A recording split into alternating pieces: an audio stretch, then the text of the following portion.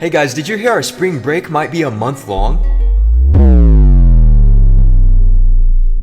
You are here because March 13th, 2020 is a vivid memory in your mind. It's the marker of a global psychological shock event that completely changed our lives ever since. We all remember where we were in that chaotic week of Wednesday, Thursday, Friday. The United States of America declared national emergency because of the coronavirus, and we had these discussions in school and in the workplace.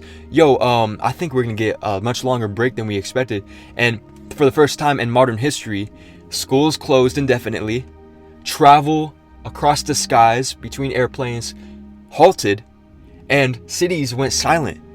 Like, we stopped dining in restaurants because of our fear.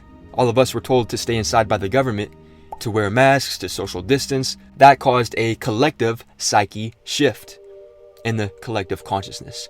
Because before 2020, we had the subconscious belief that the world was stable, that life was going to keep continuing normally and peacefully.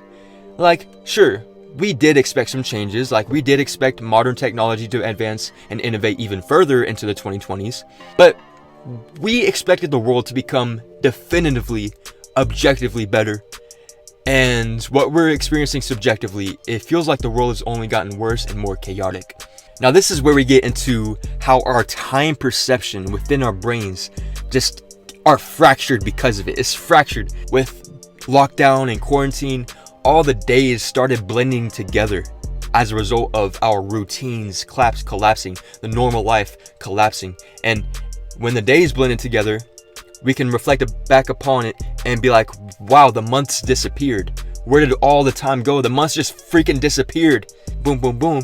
And the psychological effect was that many people still feel like we're in a strange extended moment of 2020.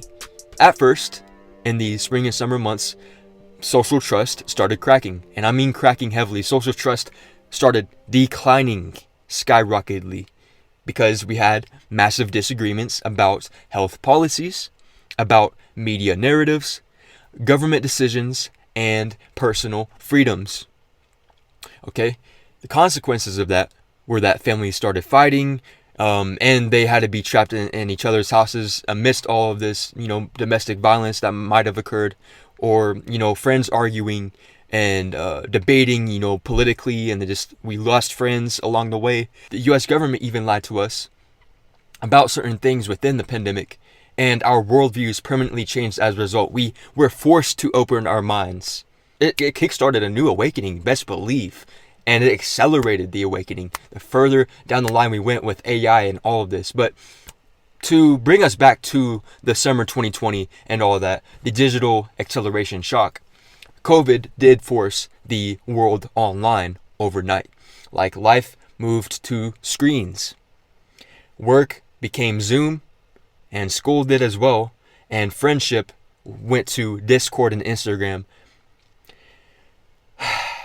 Immediately after, AI exploded. We didn't get a damn break. We didn't get a break. The pandemic was officially declared to be ended in 2023. But as for what was actually felt, we can feel the ending at 2022, right? But guess what also happened in 2022? The release publicly of ChatGPT.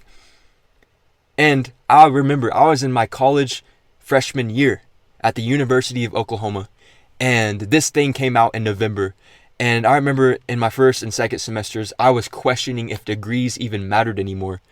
And I came to the conclusion that AI was just going to change everything, and that the current college and university system was outdated, and that it was no longer beneficial for me to go to college. So as a result of AI explosion, I had to drop out of college. That was the decision I had to make. And I pursued a spiritual awakening after that. But essentially, the timeline shift was that 2019 was a mostly normal life, and it was awesome. It was popping. And then 2020 happened. What's popping? Brand new whip just hopped in. I got options. I can pass that bit like Stockton. And then 2022 and 23 came around, and AI exploded. And it's been doing so exponentially ever since.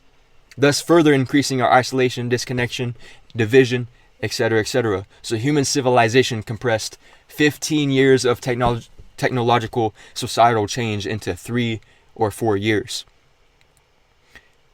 thus overwhelming us and overstimulating us. From my experience and from many testimonies I've heard, this has been very overwhelming and overstimulating. We're continuing the same shift. AI is just the next phase. So the process was that COVID digitized life, right? Work online, school online, friendship online, entertainment online. And isolation increased dependence on technology because physical interaction was replaced with screens. And so AI evolved in this digital world that we've been living in ever since. But I really want to dive into the collective awakening effect now, because with us having less obligations and responsibilities to the matrix, no school, no work during this time in 2020, with us being forced into isolation and all that, we started questioning life. Best believe that's when self-improvement and philosophy started skyrocketing. We started asking ourselves, why am I working this job anyway? I'm getting paid and I don't have to pay rent because, correct me if I'm wrong, just provide the timeline in the comments. For how long did we not have to pay rent without, being kicked out? Because I remember that, like, people would not be kicked out. Like, they would be able to stay in their apartments for many months into 2020. We had to reflect upon our own lives and what reality actually is and why society is built this way. The collective nervous system is truly still processing this. Like, me and you and most people around us are still trying to process this trauma slowly. A lot of it was traumatic. A lot of it is all right, but it's also overwhelming because there's a lot of information. We just been bombarded with information overload and the rise of misinformation overload. Yup. And rage bait and brain rot. Brain rot. Drop top. Cooking them da. Nah, bro. I need to stop laughing. This is not a laughing matter. Even if people don't consciously think about COVID in the 2026 days, we're still living out the effects. Be honest.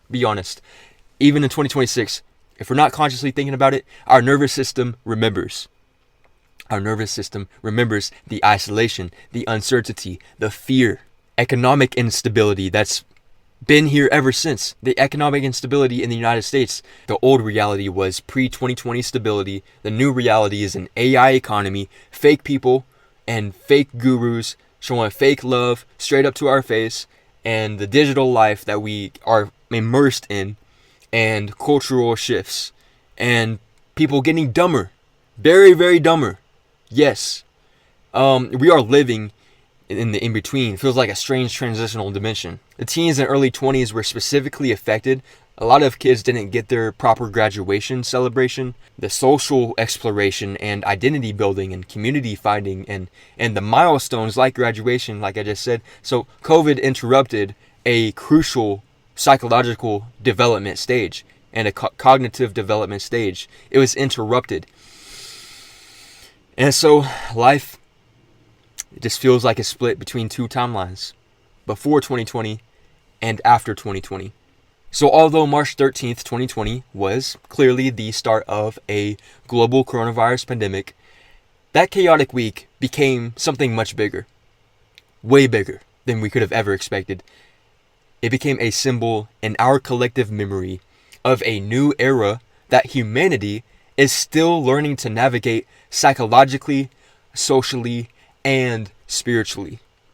Comment down below if you agree. Let me know how you've been coping with this new reality. It's been so difficult, dude, but I can rest assured and be in a peace of mind, at least, partially, that I'm not alone and I'm not insane, because I can feel people around me waking up also and actively transforming and pursuing better wealth and better health and wisdom, creativity, love, trying to become stronger, wiser, and more loving beings, trying to awaken to what reality is, and many of us becoming successful in that regard. And I just know there's people out there. I cannot give up hope. All I can do is become my best self, tap into that, truly transform, and be the change I want to see in this world. Help accelerate the Great Awakening, to help create the new earth, Sure, I may be one individual, but there's also 10,000 individuals who will be watching this video and make it this far.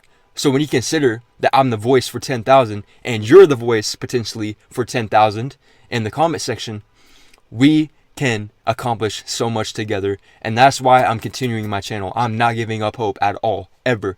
I know there's my people out there. We are attracting our spiritual vibe tribe. Best believe. Amen. Amen. Amen. We got great energy over here, bro. Got an optimistic outlook on life. Everybody else, kind of iffy. But with that being said, this video is ending for a reason. It's to make true a vision. We believe it.